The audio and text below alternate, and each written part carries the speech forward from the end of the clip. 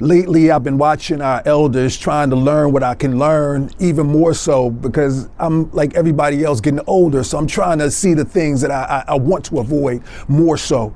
And for instance, a little while ago, a couple of weeks back, I was talking to a brother who was 80 plus. I talk to a lot of brothers who are 80 plus these days.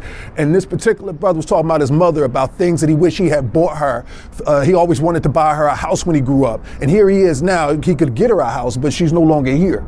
And of course, the brother was being a little hard on himself because he didn't have those type of resources when she was alive. But what that does tell me is that while my mother is here, that I should make sure I do whatever I can to ease things, to facilitate situations, make sure she has resources, make sure her life is enriched, make sure that she gets to spend as much time with her grandchildren and myself as possible. I got to make sure that she is as happy as I can while she's here, because when she's gone, that's how we want to remember it, that she lived a beautiful, loving and lovely life.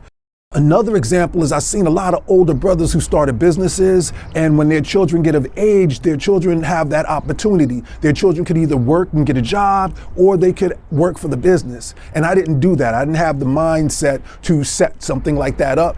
But I'm hoping that by the time my grandchildren are here, that's an option they have, that as they become adults, they have a family business that they can work in if they choose to. Not that they have to, not like I have a butcher shop and now they got to be a butcher for life or anything like that. But if they choose to work for the family business, that the family business is there for them. And I have a friend in Texas who told me that whenever her siblings lose their jobs and things get bleak, their father monitors the situation. He'll just show up with some money, like here, and say, this is your unemployment. It's just a family thing. And I'm at a position, I'm pretty sure I could do that, monitor my children, make sure that they're straight. But by the time I have grandchildren, I want to do more. I want to be able to offer them a job if that's something they want. The last thing is you got to be careful, of course, with how you spend your money, but you also want to spend it. You want to live a little bit while you're here, because you're only going to be here for this long. And a good example is there was a king in England who said something like, I would rather the people laugh at my economies than weep for my indiscretions. And it takes me back to Benny Hill. You'll remember Benny Hill if you're older, right? Benny Hill died in 1992. He was a comedian, died at 68 years old, very popular, very famous in his time, a lot of money.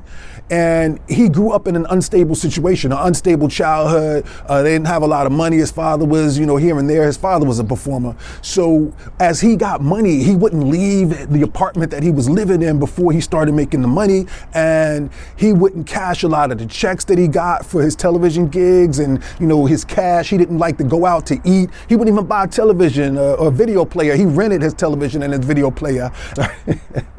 So eventually one day in 1992, his neighbors heard his television going on for days and days and days, and they reported it.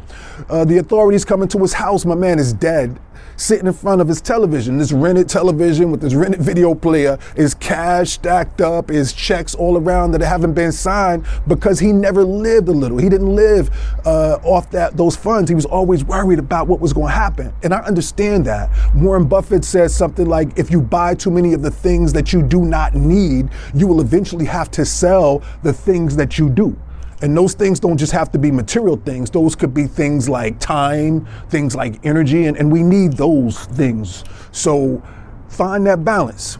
That's another lesson for me, not to just consistently be concerned about saving and investing, but to find a balance. You gotta live a little.